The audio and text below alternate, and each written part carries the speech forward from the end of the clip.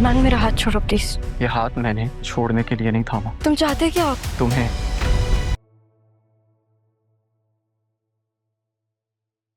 अम्मी, क्या हुआ? सब ठीक तो है? सब ठीक है, बस दिल बहुत उदास सा है, अजीब परेशानी सी महसूस हो रही है।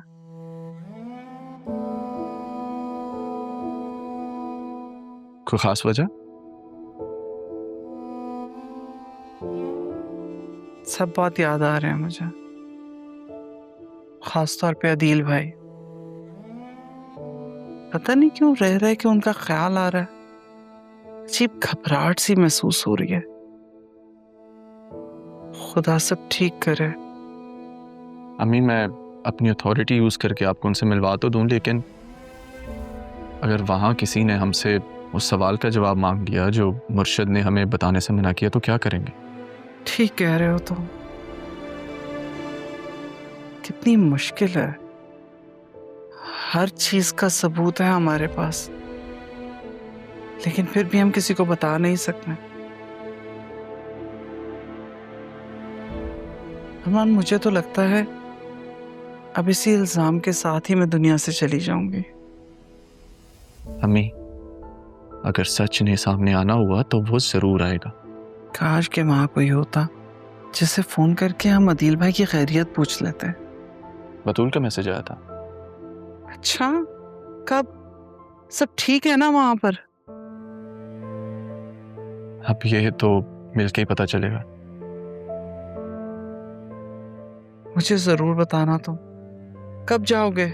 हाँ, पता नहीं, वो किसी सिलसिले में मिलना चाह रही थी, तो अगर उससे मुलाकात हुई तो मैं लाजमी पूछ के बताऊंगा। अच्छा, जब जाओ तो मुझे जरूर बताना। तुम अभी कहाँ जा रहे हो? आज तो छुट्टी है। ऑफ तो है, वो बैरिस्टर साहब ने किसी बंदे को भिजवाया है, तो उसी से मुलाकात के सिलसिले में जा रहा हूँ। ठीक है बेटा, खैर से जाओ और खैर से आओ।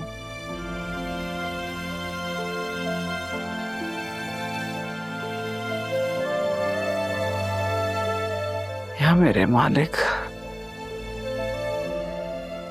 मेरे बच्चे ने अपना मकाम पाने के लिए कितनी मेहनत, कितनी लगन से तकरीर की है। सब कुछ हासिल करने के बावजूद भी दिल की खुशी नहीं है उसके पास। मोहब्बत जो रूठी हुई है उसकी।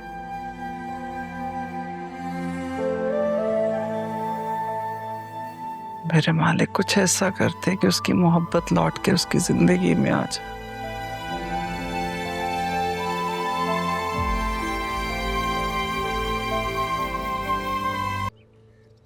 एक सेकंड, रिक्शा रोकिएगा। छुट्टी वाले दिन ये हो रहा है, वो भी किसी लड़की के साथ। आपने रिक्शा क्यों रोका? मैं आप रिक्शा चलाएं। आपने खुद ही तो रुकवाया है। हाँ तो अब नहीं, आपको कह रही हूँ कि आप रिक्शा चलाएं। चलाएं रिक्शा। पीछे मुड़ के क्यों देख रहे हैं? तुम यहाँ क्या कर रहे हो? तुम्हें देख कर आया हूँ, तुम मुझे देख कर रुकी हो ना। यहाँ क्यों आए हो? जिस लड़की के साथ हंसते हुए बात कर रहे थे, जाओ उसके पास ही जाओ। ओ भाई, क्या मसला है? क्यों परेशान कर रहे हो? हमारा जाती मामला। जाती मसला है तो सड़क पे हल करोगे क्या? ये हमारा मसला है, आप रिक्शा चलाएं। तुम जाओ उस लड़की के पास जाओ। वो पर्सनल प्रॉब्लम के साथ आई थी। हाँ, पर्सनल काम। सबके पर्सनल काम हल करते रहो तुम, हैं मिस्टर असिस्टेंट कमिश्नर साहब। असिस्टेंट को भी शर्म? अरे सर, माफ कर दे सर, प्लीज। रहने दे साहब, माफी का तलबगार तो मैं हूँ, वो भी एक ऐसे जुर्म के लिए जो मैंने किया ही नहीं।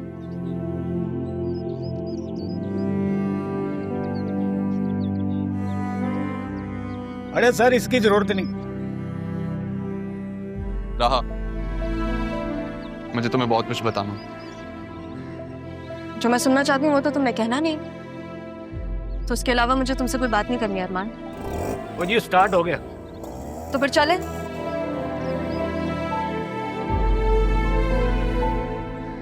तुम्हारे सारे सवालों के जवाब मुझसे बेहतर कोई नहीं दे सकता रहा। मैं खुद तुम्हें सब सच बताना चाहता हूँ, लेकिन क्या करूं?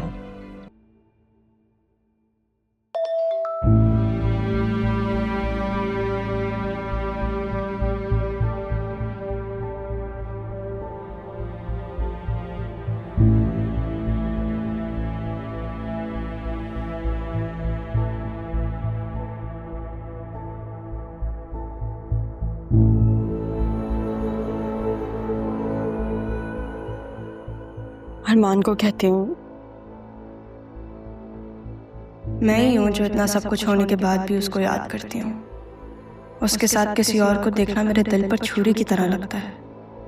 क्या मेरे दर्द का उससे कोई ज़ाती ताल्लुक नहीं? लेकिन ये सिद्रा वाला मामला तो मैं अकेले हैंडल नहीं कर सकती। अब्बू को भी कुछ नहीं बता सकती। कुछ तो करना ही पड़ेगा। मैं ज़ैनब भी से कह देती हूँ, वो अरमान को कह देंगी। दूसरों के काम कर सकता है तो इतना सा काम वो असिस्टेंट कमिश्नर कर ही सकता है ना।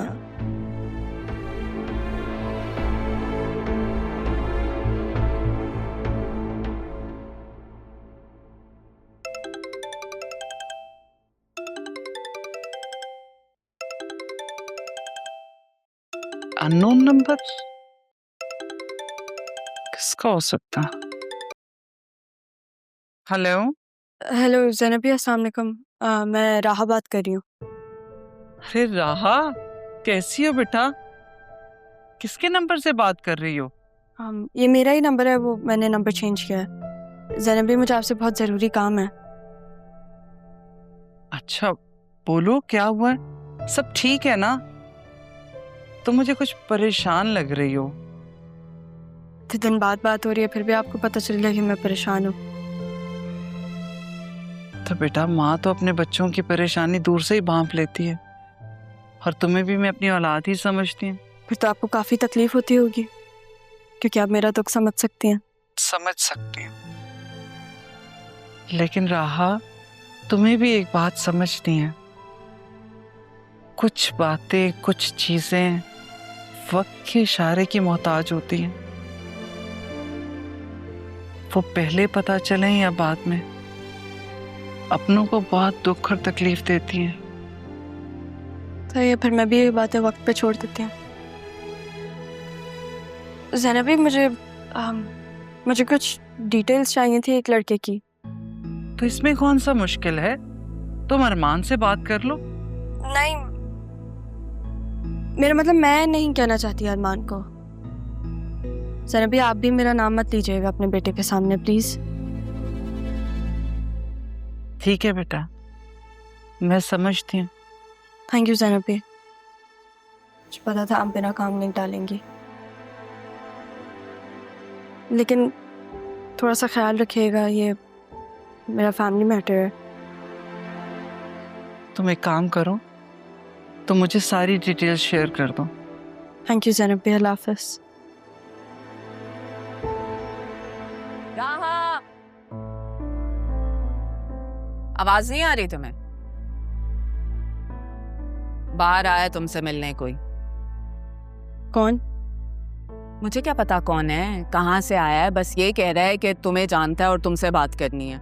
अब कौन है, कहाँ से आया है, क्या नाम है, ये सब मुझे नहीं पता।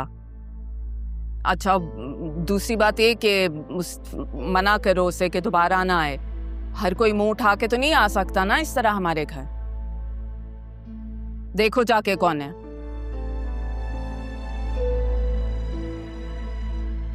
से यहाँ पे मिलने कौन आ सकता है?